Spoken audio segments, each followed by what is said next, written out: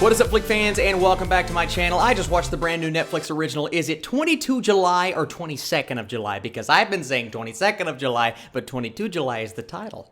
And in Norway on that date in 2011, a right-wing terrorist murdered 77 young people attending a Labour Party youth camp. The three-part story will focus on survivors of the attacks, the political leadership of Norway, and the lawyers involved. This is an intense movie, one that I really didn't know was dropping today until I saw it on Twitter, and I'm like, Austin, what are you doing? You're usually on top of these Netflix movies, but we rarely get them on a Wednesday. This thing is directed by Paul Greengrass. If you guys don't know how my reviews work, I like to talk about the good, the bad, and then give you my score. I will have all of the updates for you after this review, but right now I want to talk about the 22nd of July. Let's get right into it.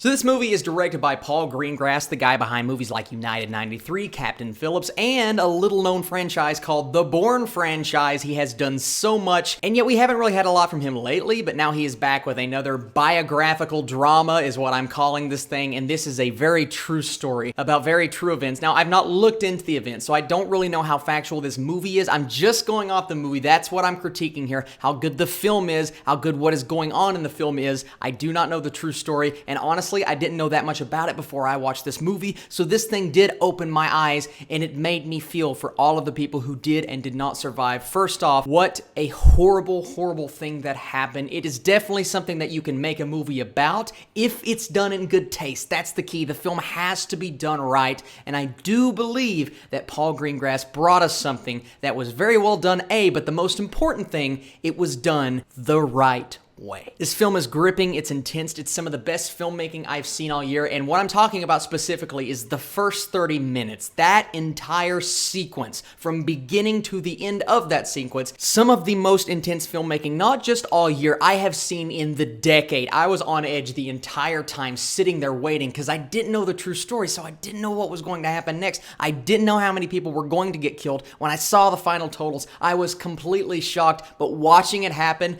was very scary. And I felt for these people involved. Even though they're just actors, I feel for the people that it actually happened to, and that was captured so well on screen by Paul Greengrass. Some of the best directing he's ever done in that 30-40 minute span. It's a movie, well, it's a sequence, but it's really a movie that does nothing but make you angry. It makes you angry for the people that it happened to, and it makes you angry at the man who did it, who was portrayed brilliantly by this unknown actor, really. I know he's been in stuff before, but this guy did an incredible job, and when I say that, I don't mean, oh, the terrorist was incredible in the movie. No, I'm talking about just the acting here, and the actor who portrayed the terrorist was really good. He was believable, so believable that I just wanted to come in the movie and knock him right out, but he had this calm sense about him. He was very methodical, and every time he was on screen, when the camera would linger on top of him, that shot would stay there for a few extra seconds, and you could just see it in his face. He's sitting there, he's thinking, am I doing what I believe is right? Well, of course he's doing what he believes is right, but you can tell that from that performance, and I thought that was a brilliant job. Story hits on so many things. Overcoming obstacles, defeating evil, uniting as a community, and showcasing pure evil. All of those things were done, and they were done well. Sometimes it can be done in the wrong way because you don't want to spin this in a direction and make the villain likable when it's based on true events, right? You can do that in like a sci-fi or a fantasy film, but when it's something like this, you don't want to do that. I believe Greengrass did this in the right way, and we did not take the side of the terrorist. We took the side of the people on the innocent side of the fence.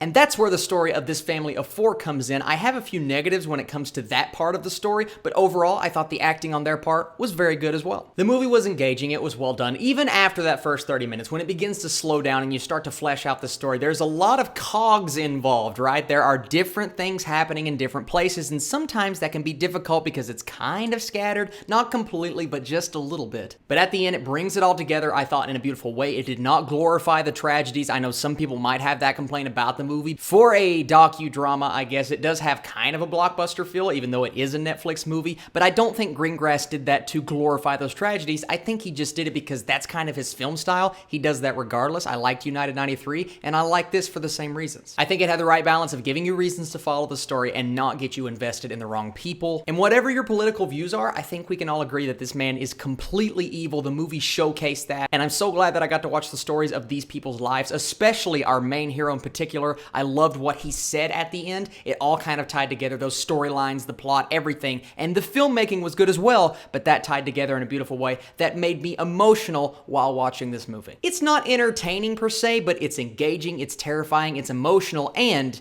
It's very tragic. When it comes to problems, I don't have like massive issues with the movie. I have some minor nitpicks here and there and a couple of things with the narrative, so let's get right into that. At times, and I'm not saying I agree or disagree, this has nothing to do with my political beliefs, I just like to point this out when it happens in movies. Sometimes his political agendas, it's pushed a little hard in this movie, and I'm not talking about with the terrorists, I'm just talking about agendas that are showcased through the dialogue and the writing of the script. It is noticeable, it might have been a tad bit heavy-handed, but I'm not going to strike him too hard for that because it's very minor and it's not in there a whole lot. A lot of stories being told here as well, and it can be a bit much at times. And at the end, it tries to bring it together in a nice bow. And while I appreciated that from an emotional standpoint, it's not like it necessarily ended that way in real life. People didn't go home and they had smiles on their faces. No, these problems are still affecting them. I think it might have tied it up a little too nicely in this movie, since we're talking about something based on a true story. But I get what he was going for because it's a movie, but I still have to point out that, yeah, that might have been just a little too nice. I wish we could have focused maybe on one story more than the others because some of those side stories I wasn't as invested in, even though they did tie together very nicely. And the shaky cam, I know that's Greengrass's thing. He constantly does shaky cam. It works really well for some of his action movies, but for a movie like this, I think he could have scaled back just a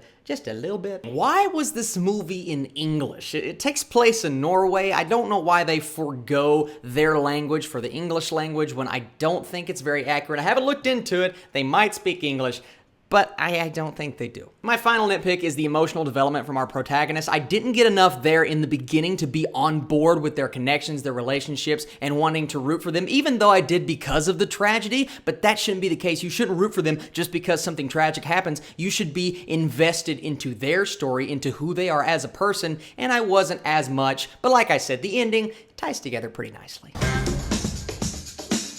Sorry for the lack of humor in this review, but I have to keep it pretty serious because this is a serious subject, this is a serious movie. Like I said, it's not one you're going to be completely entertained by, but you are going to be invested, I believe, and you are going to hopefully emotionally connect with these characters. And that's why I'm going to give The 22nd of July an 82%, definitely 100% one of the better dramas of the year, and I think it might even be my favorite Netflix movie of the year. And it didn't even come out on a Friday, it's a Wednesday, people. Netflix, you're confusing me, you're throwing me off. So thank you so much for watching this video. Tomorrow evening, First Man, Friday, Bad Times at the El Royale, and maybe 2 Netflix reviews. Then I am going to try to binge a brand new Netflix series. I have a brand new podcast coming out. If you guys are a fan of the TV show Shark Tank, I have a very special announcement on my Twitter page. Go check that out. If you know who Ryan Snelling is from Collider and Sight and Sound, then you'll be excited about what we're doing in the future. You guys are the absolute best. Many announcements to come this week,